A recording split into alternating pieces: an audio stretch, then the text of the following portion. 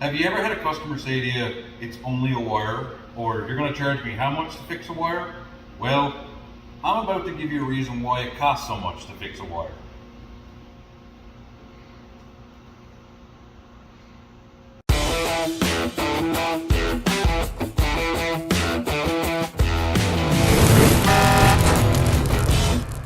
Hey guys, it's Greg here from F.A.T Talk, and in my 20 years as an automotive mechanic, probably one of the most annoying phrases or statements that was ever made to me was, it's just a wire, or you're going to charge me how much to fix a wire?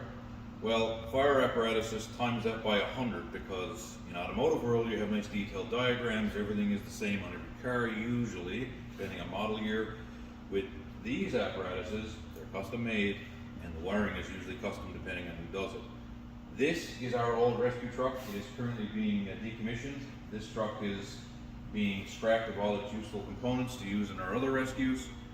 And here is all the wiring we just took out of the apparatus body side. All this wiring is in the back of this truck.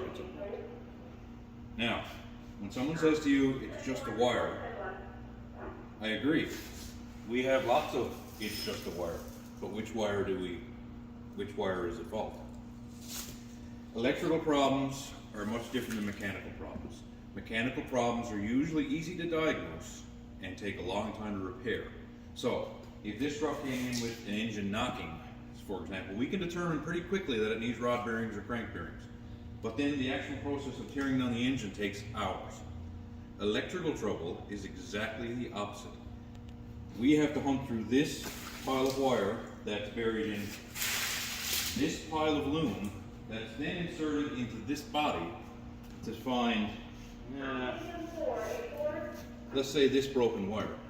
So we spend hours diagnosing it and only minutes to actually repair the wire.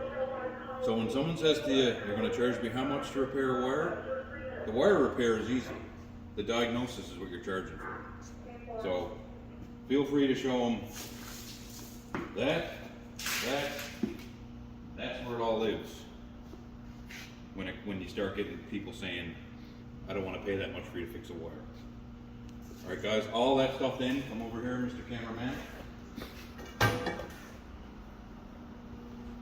Let's see that magical thumb of yours. All that stuff then gets routed to components such as these. It gets buried into dozens and dozens of connectors.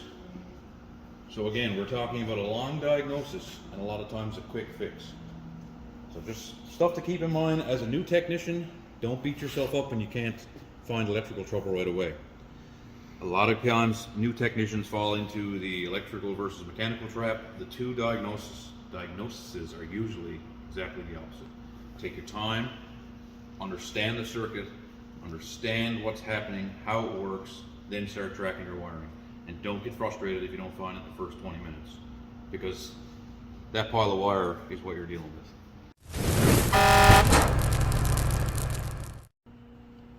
Alright guys, I hope you enjoyed this video and I look forward to seeing you on the next one. As always, never stop learning, never stop teaching, and remember, if you get a second, visit fattalk.ca, check us out on Twitter, I'll put the links in the description below. There's also the F.A.T Talk swag store that helps support everything we do here, and we want to give back to everybody in the F.A.T Talk community. So, thanks for watching, see you next time.